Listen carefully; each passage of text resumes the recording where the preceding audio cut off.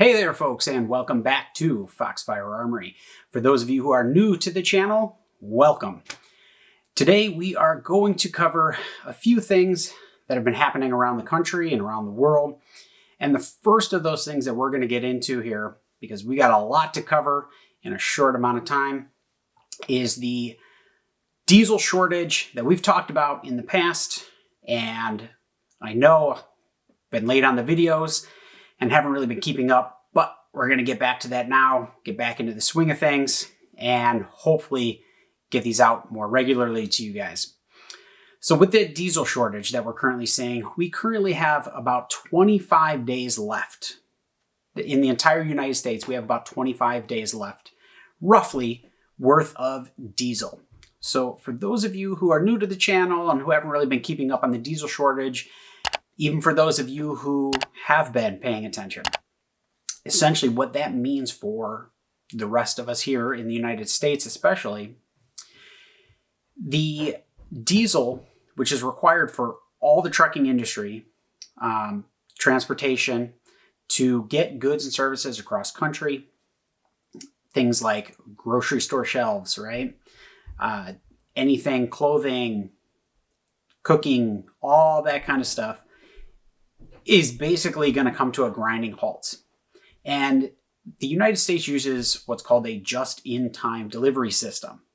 So for those of you who don't know what that is, it's easy to look up, but the gist of it is we manufacture, we package, we distribute, right? And it goes out to the stores and it's all done just in time, right? So orders come in, the products are made. There's not a lot of product that sits on shelves nowadays. It's basically manufactured, it is packaged, and it is shipped out and distributed to you, the consumer. So what happens when just one day, right? Just a 24-hour, maybe even we'll call it a 48-hour period of absolute complete shutdown of the shipping industry? Take any guesses? It's not good. Right? So we come to a grinding halt. We saw what happened with the shipping containers back in 2020 into 2021. And what we're seeing now with the diesel potential, complete loss of diesel doesn't bode well for the grocery stores and everything else in society as a whole, because the trucking and shipping industry is basically the heart and soul of this country. With that being said, I'm hoping our administration and the powers that be are able to figure this out and get production flowing so that we don't come to that situation. That leads me into what we're going to talk about next, and that is the possibility of massive food shortages here in the United States, or as I'm going to refer to it as the food rush.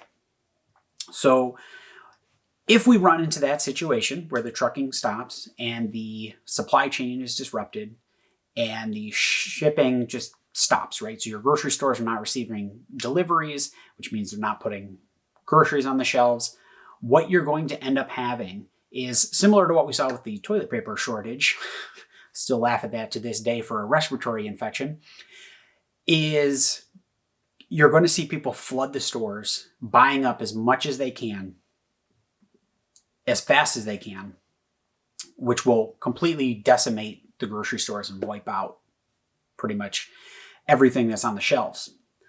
And this is going to happen all over the country. Obviously, the places that are going to be hit first are going to be your urban centers, so places like Chicago, New York, Los Angeles, with large population densities are going to be the first hit.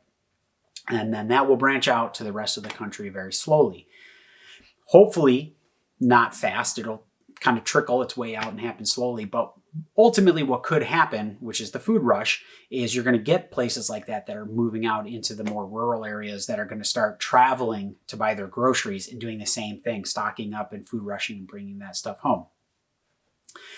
So if you haven't been prepping, if you haven't been putting food stores away for whatever your situation may be, whether that's you're an EMPer, whether you're just a zombie apocalypser, or whatever the situation may be, doesn't really matter.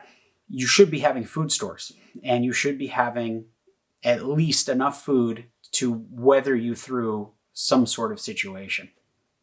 And this is even more crucial if you have a family. So we're going to keep our eye on that situation. There's still the looming rail worker strike, right? That's still on the table at this point, which means not only would you have complete loss of diesel and the trucking, if the rail workers union decides it is still going to strike, that's a complete shutdown of our entire delivery system. Now, this goes for grain and fertilizer and everything else that goes out to the farms, not to mention then everything that makes its way to the grocery stores. So you got to keep all this in mind as you're moving forward, as you're prepping, as you're doing that kind of stuff. And to go along with this, it has recently come to my attention, and I'm sure many of you have seen other people talk about it on other channels, but Berkey is now facing a lawsuit that basically is stating that the Berkey filters don't do what they're claiming that they do, and that I forget what the other pieces to the lawsuit are, but it's essentially they're claiming that Berkey is a scam, Berkey's a fraud. And I don't know where I sit in this, because Berkey's had a good reputation. You use the little parts per million thing you dip in your water. It seems to do a fairly good job. Now, that obviously isn't going to tell you whether bacteria, protozoa, chemicals are out, but I can safely say 100% without a doubt, hard minerals such as metallics definitely are removed well with their filters. So we'll keep an eye on that lawsuit and see what happens. But obviously, redundancy, backups to your backups to your backups, right? Especially when it comes to water purification and water filtration. So, all right, enough with that. And let's get into what probably many of us have already just seen, which is now that the U.S. Army 101st Airborne is now on the border of Ukraine running military wartime drills. I don't know about the rest of you, but with everything going on around the world and everything going on in the United States right now, that's not what I want to see. I absolutely do not want to see the U.S. getting into a conflict. I don't care what your belief is on whether you think we should stand with Ukraine or whether you think we should stand with Russia, or you're just like, screw it. This is not our fight. We are in dire straits in this country with the recession that we're in. We're facing a depression. People's 401ks are being decimated. Grocery stores inflation are just rampant everywhere. And I mean, we're seeing shrinkflation on top of the inflation, and we're basically pushing towards a stagflation scenario right now. And there's just too much stuff in the works right now, and too many wheels in motion. And we cannot be getting ourselves into a world war.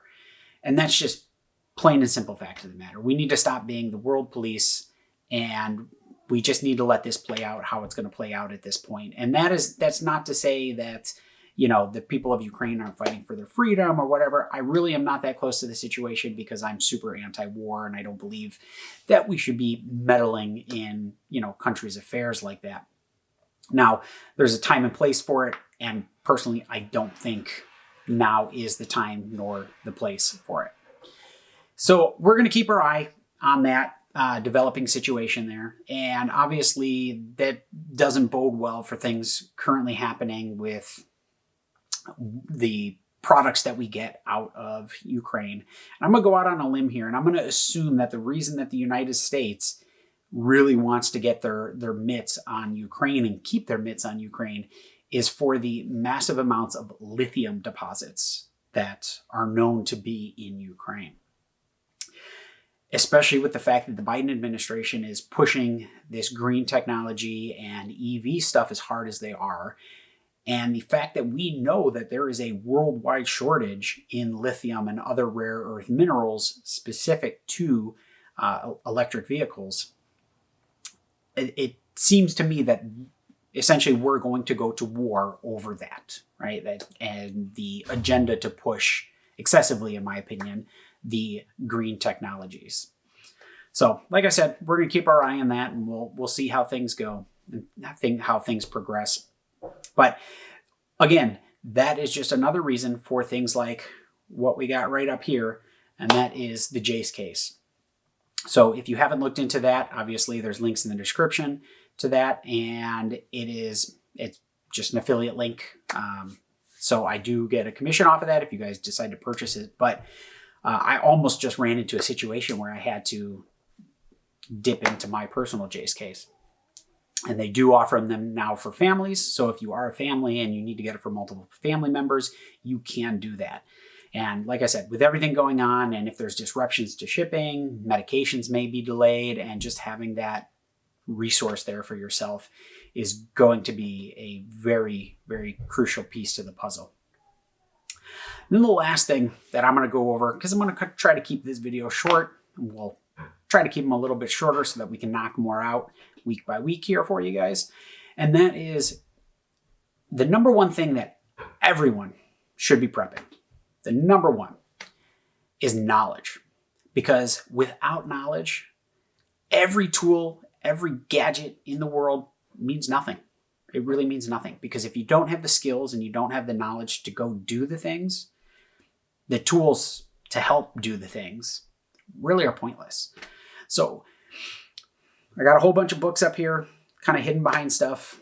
And a lot of them are, things like how to skin an animal, how to butcher an animal, how to meals cook, right?